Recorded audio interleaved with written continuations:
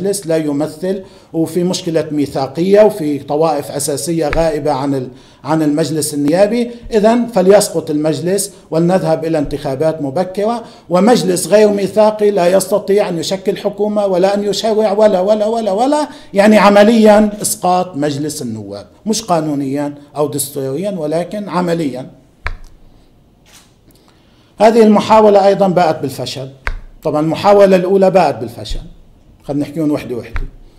المحاولة الأولى باءت بالفشل لأنه فخامة رئيس العماد ميشيل عون ليس الشخص الذي تستطيعون أن تسقطوه بهذه الطريقة، بالاتهام وبالشتائم وبالكذب وبالتزوير وكذا.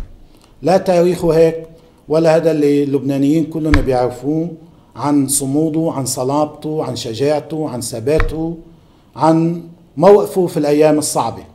ونحن شفنا هذا الموقف بحرب تموز بال2006 لما هدد بأنه ينقصف بيته بالرابية ليعدل الموقف، وما قبل يعدل الموقف.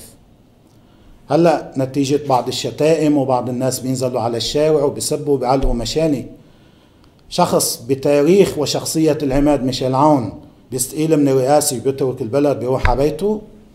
هذا وهم. على كل حال مؤسسة المجلس النيابي أيضا فشلوا بهذا المشروع. في كتل نيابية موافقة على انتخابات نيابية مبكرة، بس مش موافقة على الاستقالة لحسابات سياسية وإلى علاقة بالعلاقات مع دولة الرئيس نبيه بري، وإلى علاقة بمجموعة مصالح معينة.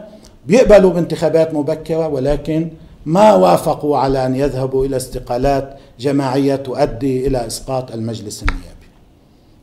طيب، ثالث إسقاط الحكومة. هلا الحكومة بيرجع لها بعد شوي. إذا الهدف كان إسقاط دولة. طيب، في واحد براسه عقل، في واحد مخلص لناسه، لشعبه، للمنكوبين، للمجروحين، للمفقودين، للبلد اللي ناطر مساعدات، للبلد اللي ناطر تضامن أهل المناطق كلها تجي تتضامن مع بعضها وتقوي بعضها وتساعد بعضها.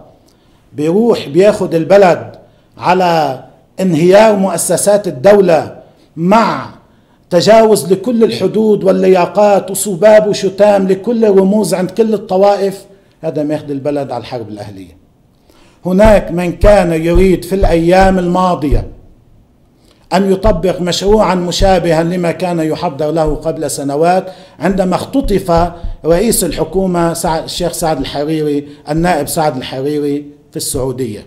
كان عم يخطط لقتال ولحرب أهلية في لبنان. قبل أيام أنا أتهم قوى سياسية لبنانية لمصالح شخصية ومصالح حزبية ومصالح خارجية وخدمة لمشاريع خارجية عملت من أجل إسقاط الدولة في لبنان ووضع لبنان على حافة الحرب الأهلية اللبنانية.